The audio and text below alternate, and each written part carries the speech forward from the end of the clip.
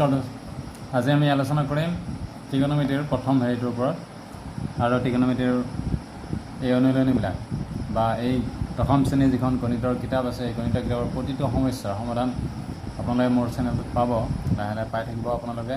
আৰু আজি আপোনালোকক মই দেখুৱাব বিচাৰিছোঁ ত্ৰিকোণমিতিৰ প্ৰথম চেপ্টাৰ, মানে যিটোৰ প্ৰথম অনুশীলনী আছিল 8.1 আজি আপোনালোকক মই 2-3টা অংক দেখুৱাই আছোঁ, আপোনালোকে চাই থাকিব। আৰু নেক্সট যিকেইটা অংক বাকী সেইকেইটা নেক্সট ভিডিঅ'ত পাব আপোনালোকে, গতিকে ভিডিঅ'টো স্কিপ নকৰিব, চাই থাকিব।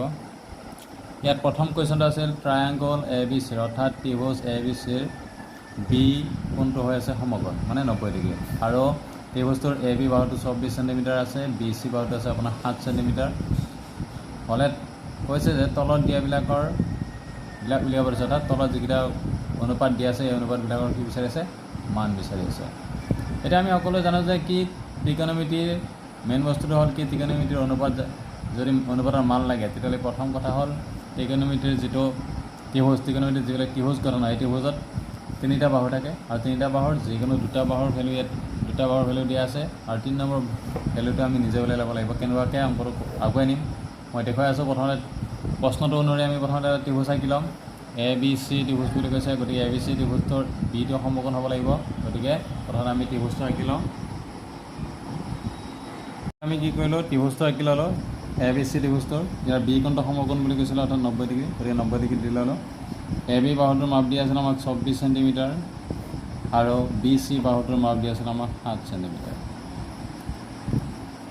অৰ্থাৎ আমাক দিয়া আছে অংকটো সলিউশ্যন কৰিবৰ কাৰণে কি কি দিয়া আছিল আমাক, আমি সুন্দৰকৈ লিখি ল'ম ইয়াতে যে AB = 24 cm, BC = 7 cm। এতিয়া আমাৰ ত্ৰিকোণমিতিত যদি অনুপাত লগা হৈ যায় তেতিয়াহ'লে আমি ইয়াৰ পাৰপেণ্ডিকুলাৰ, বেছ আৰু হাইপটেনাছ গোটেইকেইটা বাহুৱে জানিব লগা হৈ যায়। গতিকে আমি প্ৰথমতে কি কৰিম, এই ত্ৰিভুজটোত পাইথাগোৰাছ ব্যৱহাৰ কৰি আমি যিটো বাহু আমাৰ মান বৰ্তমান নাই সেই বাহুটো আমি নিৰ্ণয় কৰি ল'ম। গতিকে আমি লিখিম এতিয়া ত্ৰিভুজটোৰ নাম আছিলে ABC, গতিকে ট্ৰায়াংগল ABCৰ পৰা পাওঁ পাইথাগোৰাছৰ সূত্ৰ প্ৰয়োগ কৰিম। যিহেতু পাইথাগোৰাছৰ সূত্ৰ মতে h² = b² + p² আছিলে, অৰ্থাৎ কৰ্ণ স্কোৱাৰ ইকুৱেল 90 ডিগ্ৰী বাহুৰ কোণটোৰ সন্মুখত যিটো বাহু থাকে এইটো হ'ল কৰ্ণ। গতিকে আমাৰ এইটো হৈ গৈছে AC², কৰ্ণ হিচাপে AC² আছে, ইকুৱেল টু ভূমি আছে আমাৰ BC² আৰু লম্ব আছে AB²। এতিয়া আমি যিকেইটা বাহুৰ মান জানো সেইকেইটা লিখি দিম আমি ইয়াতে। ACৰ মান নাই যিহেতু আমাৰ তাত, গতিকে ডাইৰেক্ট আহি যাব এইটো। BCৰ মান আছিল 7, ওপৰত স্কুৱেৰ লিখা আছে, ABৰ মান আছে 24, অৰ্থাৎ AC² = 7² means 49, 24² means 576। AC² যদি আমি তেতিয়া যোগ হৈ আছে, যোগ কৰিলে তেতিয়া হ'ব 625। যিহেতু অংকটো ইয়াতে স্কুৱেৰ হৈ আছে গতিকে আমি এতিয়া হোল স্কুৱেৰ কৰিম। এতিয়া 625 স্কুৱেৰ কৰিলে আমাৰ 25² হৈ যাব। এইটো সমান চিহ্ন দুয়োটা হাতত যিহেতু সমান সমান পাৱাৰ আছে, গতিকে জানো যে আমি সমান চিহ্ন দুয়োফালে একে সমান পাৱাৰ থাকিলে পাৱাৰবিলাক নোহোৱা হৈ যায়। গতিকে ইয়াত থাকি গ'ল AC, ইয়াত থাকি গ'ল 25, অৰ্থাৎ AC = 25 cm। যিটো আমাৰ ত্ৰিভুজ আছিলে ইয়াৰে কৰ্ণৰ মান হৈছে 25 চেণ্টিমিটাৰ। এতিয়া এনেকুৱাকৈ আমি প্ৰথমতে ত্ৰিভুজটোত পাইথাগোৰাছ ব্যৱহাৰ কৰি 3টা বাহুৰ নিৰ্ণয় কৰি ল'ম আৰু তাৰপিছত যিবিলাক অনুপাত বিচাৰে সেই অনুপাতবিলাক আমি ফৰ্মুলা মতে গুচি যাম। এতিয়া মই প্ৰথমতে কৈছিলোঁ যে sin A ৰ মান কিমান আছে। চাইনৰ ফৰ্মুলাটো আমি পাইছিলোঁ P/H, অৰ্থাৎ লম্ব বাই কৰ্ণ। এতিয়া ইয়াত A লিখা আছে, অৰ্থাৎ A কোণ সাপেক্ষে বিচাৰি আছে, গতিকে যিটো কোণ সাপেক্ষে বিচাৰে সেই কোণটোৰ সৈতে থকা বাহুটো হ'ল ভূমি আৰু তাৰ বিপৰীত চাইডত থকাটো সদায় লম্ব। A কোণ সাপেক্ষে বিচাৰিছে, গতিকে A কোণৰ লগত AB বাহু আছে, গতিকে এই অনুপাতৰ কাৰণে ABটো হৈছে ভূমি আৰু লম্ব হৈছে BC, অৰ্থাৎ তেতিয়াহ'লে আমাৰ লম্ব বাই কৰ্ণ লাগে, গতিকে BC/AC হৈ যাব। এইটো হ'ব BC/AC। এতিয়া যদি BC চাওঁ 7 আছে আৰু ACৰ ভেলুটো আমি পাইছিলোঁ 25। নেক্সট বিচাৰিছিল আপোনাৰ cos A। cosৰ ফৰ্মুলা আছিল B/H, অৰ্থাৎ ভূমি বাই কৰ্ণ। তেতিয়াহ'লে আমাৰ A কোণ সাপেক্ষে ভূমি হৈ আছে AB আৰু কৰ্ণ হৈ আছে AC। A কোণ সাপেক্ষে ভূমি AB আৰু কৰ্ণ AC, অৰ্থাৎ AB/AC। ইয়াত যিটো কোণ উল্লেখ থাকে সেই কোণ সাপেক্ষে চাব লাগিব আপুনি। ABৰ ভেলু আছিল 24 আৰু এইটো আছিল আপোনাৰ 25 হৈ গ'ল। এইটো সেকেন্ড হেৰিটোত বিচাৰিছিল আপোনাক সাইন চি সাইনৰ ফৰ্মুলা আছিল p/h অৰ্থাৎ লম্ব বাই কৰ্ণ চি কোণ সাপেক্ষে তেতিয়াহ'লে চি কোণ সাপেক্ষে বিচাৰিলে বি চিটো হৈছে ভূমি আৰু এ বিটো হৈছে লম্ব অৰ্থাৎ এইবাৰ যদি লম্ব লাগে আপোনাৰ এ বি আহিব আৰু কৰ্ণ আহিব এছ চি যিটো কোণ সাপেক্ষে সেই কোণটোৰ সৈতে লাগি থকা বাহুটো ভূমি বুলি ধৰি ল'ব আৰু বিপৰীতটো লম্ব আৰু কৰ্ণ সদায় একে থাকে তেতিয়া এইটো হ'ব আপোনাৰ A B by S C অৰ্থাৎ এ বিৰ ভেলু আছিল 24 আৰু এইটো আছে আপোনাৰ 25 নেক্সট হ'ল কছ চি লাগে কছৰ ফৰ্মুলা আছিল b/h অৰ্থাৎ ভূমি বাই কৰ্ণ চি কোণ সাপেক্ষে ভূমি বি চি হৈ আছে ইয়াত যিটো কোণ সাপেক্ষে চি কোণ সাপেক্ষে গতিকে চিৰ লগত লাগি থকা বাহুটো ভূমি হৈ আছে বি চি গতিকে এইটো বি চি আৰু কৰ্ণ আছে এছ চি অৰ্থাৎ 7/25 এনেকুৱা আমি কি কৰিব পাৰোঁ যিকোনো এটা সমস্যা আমি এনেকুৱা সমাধান কৰিব পাৰোঁ যদিহে বাহুৰ এটা ৰিলেশ্যন থাকে প্ৰথমতে আমি চাব লাগিব ত্ৰিভুজটোৰ যিকোনো দুটা বাহু দিয়া থাকিব কুৱেশ্যন পেপাৰটোত অৰ্থাৎ দুটা বাহুৰ সৈতে কানেক্টেড থাকিব পাৰে যদি আন এটা বাহুৰ মান লগা হয় তেতিয়া আমি প্ৰথমতে পাইথাগোৰাছ ব্যৱহাৰ কৰি ল'ম পাইথাগোৰাছ ব্যৱহাৰ কৰালে 3 নম্বৰ বাহুটো আহি যাব আপোনাৰ আৰু 3 নম্বৰ বাহুটো অহাৰ পিছত আপুনি ইয়াত অনুপাতৰ যিটো আমি বাহুৰ ফৰ্মুলা আছিলে p/h b/h p/b অনুপাত অনুসৰি সেইমতে আনিম ইয়াতে কিন্তু আমি চাই ল'ব লাগে ইয়াত কোন ইয়াত যদি আপোনাৰ এ লিখা আছে এ কোণ সাপেক্ষে বিচাৰি আছে যদি আপোনাৰ চি লিখা আছে চি কোণ সাপেক্ষে যিটো কোণ সাপেক্ষে বিচাৰে সেই হেৰিটো হ'ব আপোনাৰ সেই মানে এ কোণ সাপেক্ষে বুলি ক'লে এ কোণৰ সৈতে লাগি থকা বাহুটো আপোনাৰ ভূমি আৰু তাৰ বিপৰীতটো লম্ব আৰু কৰ্ণ কেতিয়াও লিখা নহয় নিশ্চয় বুজি পাইছে আমি 2 নম্বৰ প্ৰশ্নটোত আহিছোঁ ইয়াতে কৈছে চিত্ৰ 8.13 চাব দিছিলে এই ছবিটোৰ পৰা আপোনাক দেখুৱাব দিছে tan p - cot r নিৰ্ণয় কৰিব দিছে অৰ্থাৎ 10 পিৰ পৰা cot rটো মাইনাছ কৰিলে বা বিয়োগ কৰিলে কিমান পাম এই ছবিটোৰ পৰা নিৰ্ণয় কৰিব দিছে এতিয়া ছবিটো দেখা গৈছে দুটা বাহু দিয়া আছে অৰ্থাৎ 3 নম্বৰ বাহুটো আমাৰ তাত নাই তেতিয়াহ'লে আগৰ দৰে আমি আকৌ পাইথাগোৰাছে ব্যৱহাৰ কৰিম তেতিয়াহ'লে চিত্ৰটো প্ৰথমতে আমি আঁকি লওঁ আমি ছবিটো আঁকি ল'লোঁ আৰু এতিয়া আমাৰ যিখিনি মান দিয়া আছিল সেইখিনি আমি লিখি ল'লোঁ ইয়াতে দিয়া আছে PQ = 12 সেন্টিমিটাৰ PR = 13 সেন্টিমিটাৰ দেখা গৈছে ইয়াত ভূমি বাহুটো নাই গতিকে আমি পাইথাগোৰাছ ব্যৱহাৰ কৰিম এতিয়া ট্ৰায়াংগল PQR ৰ পৰা পাওঁ কি পাওঁ আমি কৰ্ণ স্কুৱেৰ কৰ্ণ ইয়াত কোনটো আছে 90 কোণ মুখত আছে PR গতিকে কৰ্ণ হৈছে PR স্কুৱেৰ কৰ্ণ স্কুৱেৰ ভূমি হৈছে আপোনাৰ QR গতিকে QR স্কুৱেৰ আৰু লম্ব আছে PQ এতিয়া আমি মানকেইটা বহাই যাম ইয়াতে PR ৰ মান আমাক ওপৰত দেখা পাইছোঁ আমি 13 দিয়া আছিলে গতিকে 13 স্কুৱেৰ এইবাৰ QRটো নাই গতিকে ডাইৰেক্ট কপি হ'ব এইটো PQ ৰ মান দিয়া আছিলে আমাক 12 গতিকে 12 স্কুৱেৰ 13 স্কুৱেৰ মিনছ 169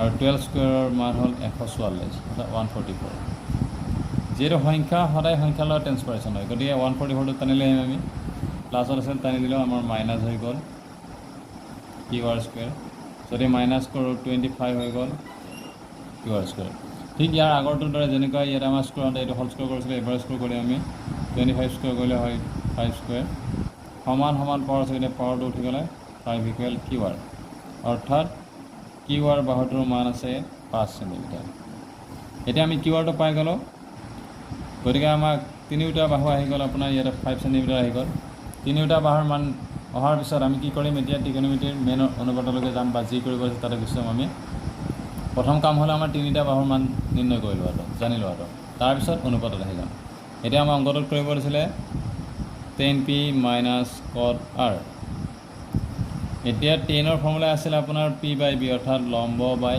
ভূমি তেতিয়াহ'লে এই অংকটোৰ ক্ষেত্ৰত লম্ব কোনটো কোণ সাপেক্ষে চাব দিছে p কোণ সাপেক্ষে গতিকে পিৰ সৈতে লাগি থকা বাহুটো হ'ব আপোনাৰ ভূমি বিপৰীতটো হৈছে আপোনাৰ লম্ব তেতিয়াহ'লে আমাৰ লম্ব আছে QR আৰু ভূমি তেতিয়াহ'লে কোনডাল আছে ইয়াতে PQ মাইনাছ এইবাৰ আহিম আমি cot r কোণ সাপেক্ষে cot চাব দিছে cotৰ ফৰ্মুলা আছিল আপোনাৰ b/p অৰ্থাৎ ভূমি বাই লম্ব গতিকে r কোণ সাপেক্ষে ভূমি আছে আপোনাৰ QR আৰু লম্ব আছে আপোনাৰ PQ যিটো কোণ সাপেক্ষে তাৰ সৈতে লাগি থকা বাহুটো ভূমি বিপৰীত ছাইডৰটো লম্ব এতিয়া QR ৰ মান পাইছিলোঁ আমি 5 আৰু PQ পাইছিলোঁ আমি কিমান 12 QR আছিলে 5 12 5/12 ৰ পৰা 5/12 যদি আমি ছাবষ্ট্ৰেক্ট কৰোঁ তেতিয়া কিমান হ'ব ইয়াৰ মান 0 অৰ্থাৎ ইয়াৰ উত্তৰ আছে 0 এনেদৰে আমি সলভ কৰিব পাৰোঁ আমি 3 নম্বৰ অংকটোলৈকে দিয়া আছে যদি sin a ইকুৱেল 3/4 হয় তেনেহ'লে cos a আৰু tan a ৰ মান উলিয়াব দিছে।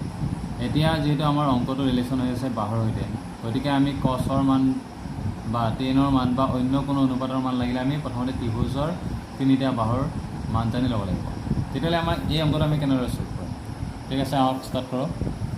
আপোনাক বা মোক ইয়াতে দিয়া আছে যে sin a ইকুৱেল 3/4। ধৰি লওক ইয়াত মই এটা সমকোণী ত্ৰিভুজ, ইয়াত এটা সমকোণী ত্ৰিভুজ আছে a b c। এই সমকোণটো ধৰি লওক মই b হৈ আছে ইয়াতে। তেনেহ'লে sin a, চাইনৰ ফৰ্মুলা আছিল p/h অৰ্থাৎ লম্ব বাই কৰ্ণ। তেতিয়াহ'লে আমাৰ a কোণ সাপেক্ষে লম্ব কোণটো আছিল BC, তেতিয়া আমি এইটো আহি গ'ল BC। কৰ্ণ আছে আমাৰ AC, ইকুৱেল দিয়া আছিল কিমান 3/4। যিটো কোণ সাপেক্ষে বিচাৰে সেই অনুপাতটোৰ বাহুটো লিখি দিলে হ'ল ইয়াতে। আৰু ইয়াত আমি কে ধ্ৰুৱক ধৰি ল'লোঁ, ইয়াতে ধৰা হ'ল কে, ইয়াতে কে। তেতিয়াহ'লে আমাৰ BCৰ মানটো হ'ব BCৰ পোনে পোনে যিটো সংখ্যা আছে 3 আছিল, গতিকে 3K। ACৰ পোনে পোনে যিটো সংখ্যা আছে 4 আছে, গতিকে 4K। অৰ্থাৎ BCৰ মান হ'ল আপোনাৰ 3K আৰু এইটো হ'ল আপোনাৰ ACটো হ'ল আপোনাৰ 4K। এতিয়া দেখিলোঁ যে যিটো অনুপাত দিয়া আছিল অনুপাতৰ পৰা আমি যদি কে ধ্ৰুৱক ধৰি লওঁ তেতিয়াহ'লে আমাৰ ইয়াত দুটা বাহু আহি গ'ল। এতিয়া বাকী থাকিলে আপোনাৰ AB বাহুটো, গতিকে 3 নম্বৰ বাহুটো আমি গমে পাই আছোঁ যে আমি পাইথাগোৰাছ ব্যৱহাৰ কৰিব লাগিব, গতিকে আমি এতিয়া ত্ৰিভুজটোত পাইথাগোৰাছ ব্যৱহাৰ কৰিম।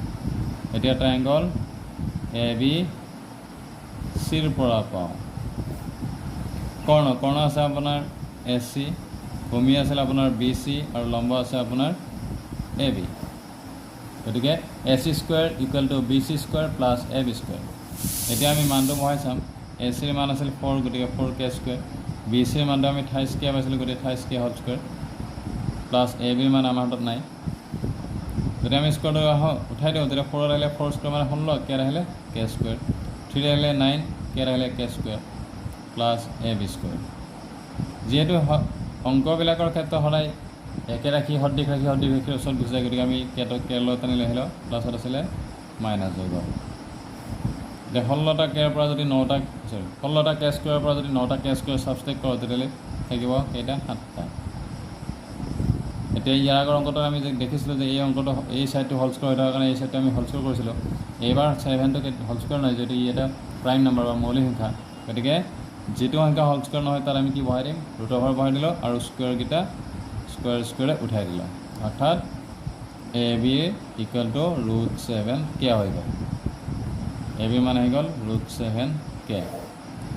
এতিয়া আমি দেখিলোঁ যে তিনিটা বাহুৰ মান আহি গ'ল আমাৰ, গতিকে তিনিটা বাহুৰ মান আহিলে যদি আমি অন্তত মান নিৰ্ণয় কৰিব পাৰিম। এতিয়া যি উলিয়াব দিছিল আমাক, এতিয়া প্ৰথমতে আমাক উলিয়াব দিছিল cos A।